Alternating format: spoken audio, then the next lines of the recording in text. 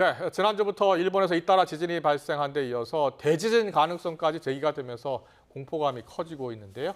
당장 일본 여행 계획했다가 취소하는 사람들도 많은데요. 얼마나 위험한 상황인지 YTN 기상재난 전문 기자와 자세히 짚어보겠습니다. 김진두 기자 스튜디오에 나와 있습니다. 어서 오세요. 안녕하세요. 예, 안녕하세요. 지금 여행 취소하는 분들이 많이 늘고 있나 봐요. 그렇죠. 그러니까 일본에서 지진이 지난주만 3번 계속 난 거 아닙니까? 맞습니다. 지금 어느 정도 위험한 상황입니까? 우선 가장 큰 지진은 규슈 남서쪽에서 남동 쪽에서 났는데 예. 규모가 7.3이었고요.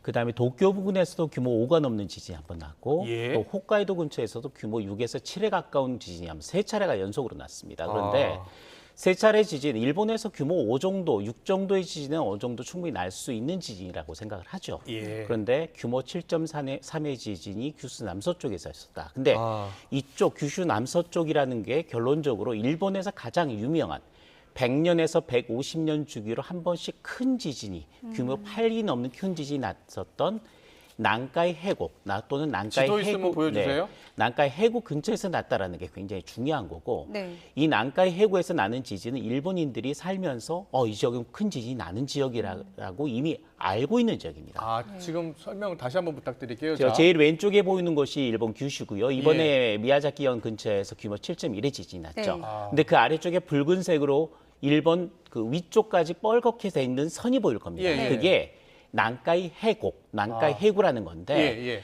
필리핀판, 그러니까 해양판인 필리핀판이 일본 유라시아판, 대륙판 아래로 들어가는 지역입니다. 그렇군요. 아래로 판과 판이 만나서 그 아래로 들어가는 지역이기 때문에 마치 V자형 계곡처럼 만들어집니다. 그래서 예. 굉장히 깊은 바다의 계곡이 형성이 돼 있는데 이 지역 같은 경우는 땅과 땅이 계속해서 부딪히고 있는 상태이기 때문에 예. 굉장히 많은 지진 에너지, 응력이 쌓입니다. 네. 근데 이렇게 큰 길이 빨간색으로 돼 있는 곳이 난카이 해곡인데 예. 네. 길이가 무려 900km에 달합니다.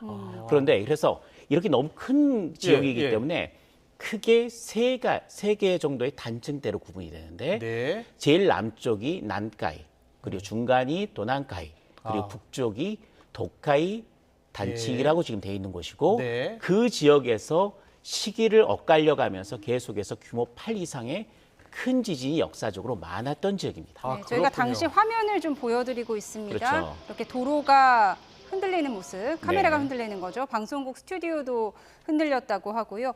규슈 지역 신칸센도 한때 운행이 중단됐잖아요. 7.3의 지진이니까요. 그리고 네. 굉장히 가까운 규슈 지역에서 가까운 해역에서 발생한 지진이기 때문에 예. 충분히 많이 흔들렸고 또 쓰나미도 일부 발생을 했을 겁니다. 예. 그래서 너무 많이 흔들렸기 때문에 신칸센 같은 고속으로 움직이지 않습니까? 네네. 그렇기 때문에 신칸센 운행이 중지되는 그런 현상까지 나타난 그러니까 거죠. 규모 8 이상의 난카해곡 대지진이 과거에 일정 주기로 있었다라고 했잖아요. 맞습니다. 몇십 년 주기였습니까? 보통 100에서 150년 주기로 큰 지진이 났는데 예. 세 개의 단층대가 있지 않습니까? 예. 네. 세 개의 단층대가 교대로 나는 현상들이 잦았고 난카이 쪽에서 최근에 1940년대 큰 지진이 났었습니다. 네. 그 이후에 난카이 지역 같은 경우 지금 80년 정도가 지났죠. 그렇네요. 네. 예. 뭐 난카이 대지진 100년 주기설도 있는데요. 그렇죠. 고비에 임박한 게 맞는 건가요? 그렇습니다. 난카이 말고 도난카이, 도카이 지역 같은 경우는 아직까지 크게 지진이 난 적이 굉장히 오래됐고요. 네. 보통 100년에서 150년 정도가 지나면 왜 주기설이 있냐면 응력이 쌓이면 한 번은 터져야지 풀리는 그렇군요. 겁니다. 예, 근데 예. 이게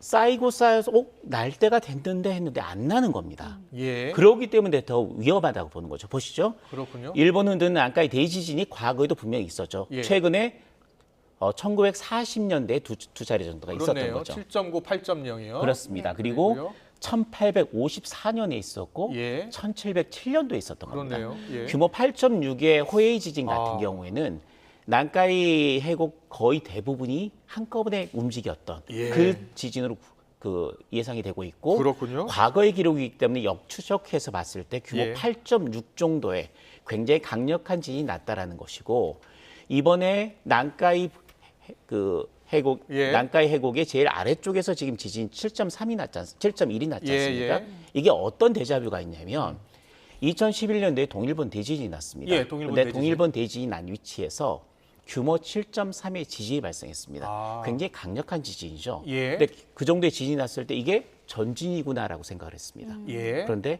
이틀 정도 뒤에 규모 9.0의 대지진이 일어납니다. 그렇죠. 예. 그 때문에 쓰나미가 발생해서 그때 쓰나미 18,000명 정도가 죽었거든요. 그렇습니다. 예. 그런데 이번에는 난카이 해곡이 굉장히 잠잠했었다. 네. 이미 에너지가 쌓일 대로 쌓였는데 안 터지고 있다라고 의문을 가지고 있었는데 그와 가까운 이 난카이 해곡의 마무리 끝부분에서 규모 7.1의 미야자키현 지진이 발생한 겁니다. 그렇군요. 네. 그러니까 이게 또 다른 다시 이어지는 난카이 대지진의 전조가 아니겠느냐, 전진이 아니겠느냐 예, 예. 이런 우려 때문에 일본 기상청이 사상 최초로 난카이 해곡 지진 임시 정보를 내렸습니다. 그게 그러니까 이 무슨 지역에 뜻이에요?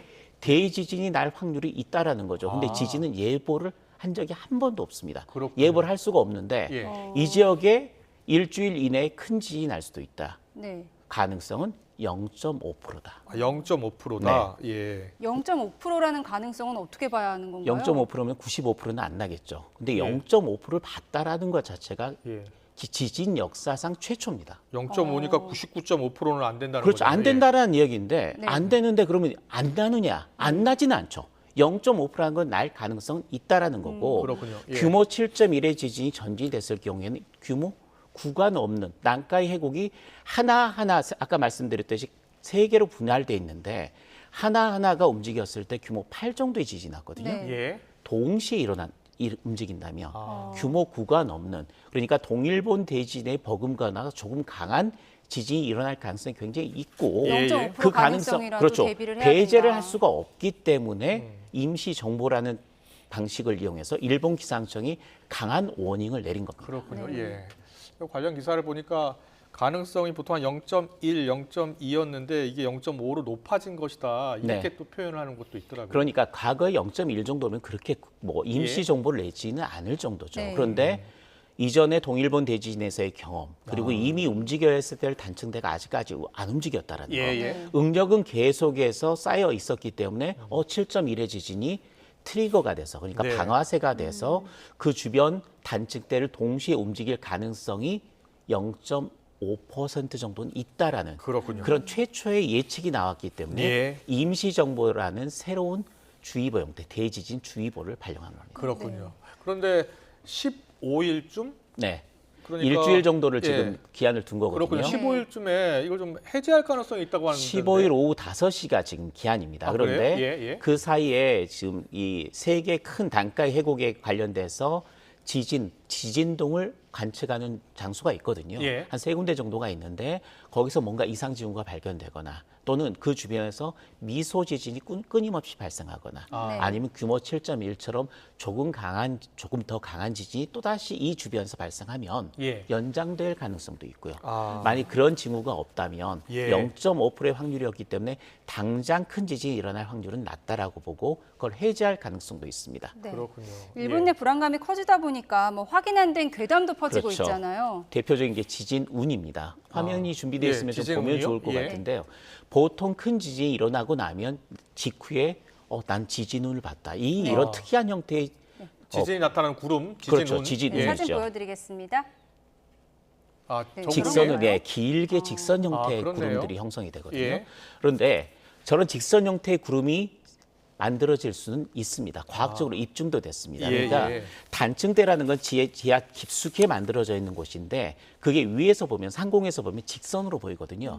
근데 이렇게 뭔가 에너지가 거기 축적이 되면 전하가 일렬로 정렬한 현상들이 만들어집니다. 네. 예, 예. 그게 대기를 거쳐서 하늘에까지 영향을 주기 때문에 지진이 일어날 때 그때 현상들로 저렇게 구름들이 일직선으로 배열하는 현상이 나타나긴 합니다. 예. 그런데 이게 가능성은 있지만 문제는 저런 일직선의 구름이 꼭 이 대지진이 전조로 만들어지는 건 아니다. 지진이 일어날 때 꼭 그런 게 만들어지는 건 아니다. 예. 두 번째는 이런 지진이 발견됐을 때 꼭 지진이 나타나지도 않았다. 네. 그러니까 그 확률이 굉장히 낮기 때문에 지진운을 지진의 전조라고 보지는 않는 겁니다. 그렇군요. 예. 가짜 뉴스네요, 그러면. 그런데 예. 워낙 대지진 주의보 그러니까 지진 임시 정보가 나왔기 때문에 그 상황에서 이미 국민들은 굉장히 큰 불안감이 시달리고 있고 그렇죠. 또 난카이의 지진이라는 트라우마가 있거든요. 예, 일본인들은. 예. 그렇기 때문에 저런 현상들을 그냥 지나치지 못하는 거죠. 그렇군요. 예.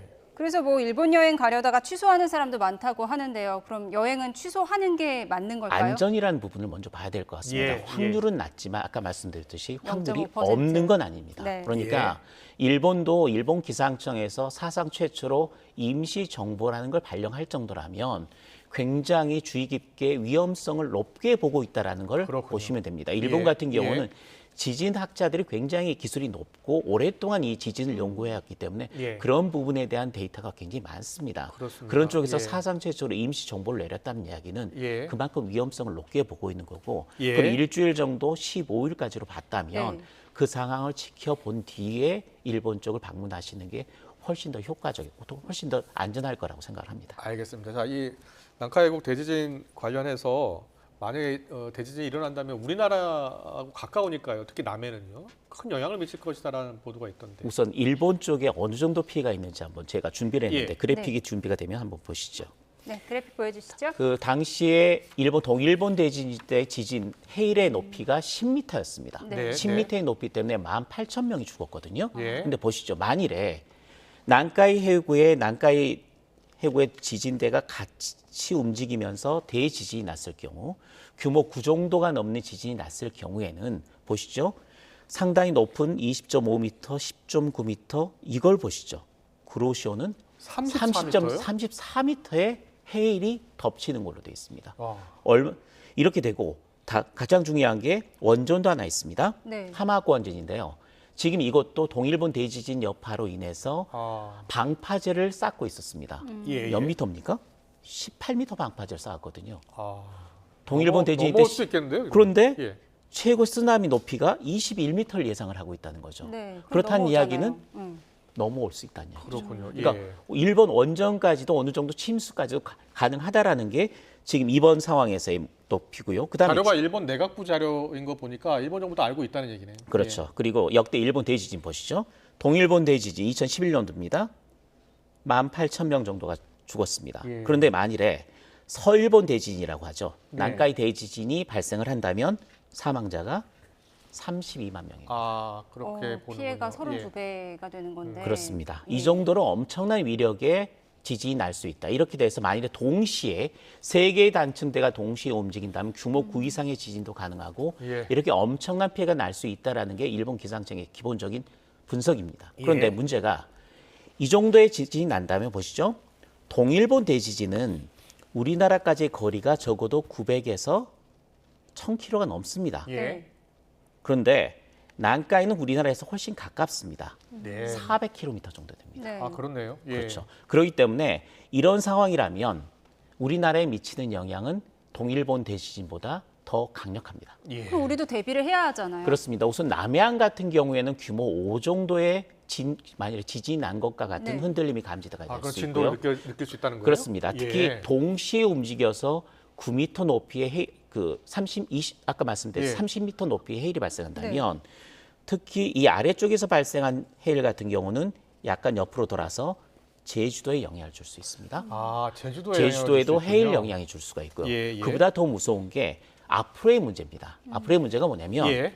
동일본 대지진이 발생하면서 900에서 1000km 거리에 있었던 우리나라에 스트레스를 줬습니다. 네. 그만큼의 압력을 주는 바람에 원래대로라면 앞으로 50년, 100년 뒤에 지진이 일어날 수 있었던 지진이 앞당겨졌습니다. 그게 예. 2016년도에 규모 5.8에 우리나라 한반도에서 일어난 가장 강했던 경주 지진이 일어났고요. 네. 그렇군요. 1년 뒤에 포항 지진이 5.4로 일어났습니다. 아. 그러니까 일본에서 이렇게 먼 지역에서 지진이 발생했지만 그 지진이 우리나라에 영향을 줘서 어느 정도 평형을 이루거나 조금 오버가 됐던 지진 에너지를 증폭을 시켜서 지진이 일어났거든요. 그렇군요. 더 예. 가까운 지역에서 규모 9.0의 지진이 일어난다면 예. 우리나라 서남쪽 또는 우리나라 서쪽 지역, 수도권 지역까지도 분명히 영향을 받을 가능성이 높다는 거죠. 그러니까 영남 지역이 아니라 그 영남 지역 말고도 다른 지역에서도 특히 수도권까지도 예. 이전에 볼 수 없었던 규모 6 이상의 지진이 일어날 가능성을 높여준다라는 게 가장 큰 문제입니다. 그렇군요. 네. 김진두 기자는 뭐 기상재난 전문 기자니까 우리 국내에 있는 지진 전문가들 네. 안에 이야기 들어봤을 거 아니에요? 어떻게 보고 있나요? 일어난다면 예. 동시에 난카이 해곡이 동시에 무너져서 규모 8이 규모 9 넘는 지진이 일어난다면 규모 9나 규모 9.1 정도의 지진이 일어날 수도 있고 네. 그렇게 될 경우 우리나라의 피해가 만만치 않을 것이다. 영향력이 만만치 않고 예. 우리나라도 경주 지진, 포항 지진에 이어서 그보다 더 강한 지진이 그렇군요. 내륙에 일어날 가능성이 높다. 특히 그게 규모 6을 넘는다면 예. 내진 설계가 일본보다 우리가 훨씬 부족하기 때문에 그렇죠. 네. 상당히 많은 시설물 피해, 인명 피해까지도 우려될 수 있다라는 점이 지진 전문가들의 가장 큰 걱정입니다. 네, 알겠습니다. 잘 들었습니다. 우리나라도 좀 적극적으로 대비를 해야 될 것 같습니다. 지금까지 김진도 YTN 기상재난 전문기자와 함께했습니다. 잘 들었습니다. 고맙습니다. 고맙습니다.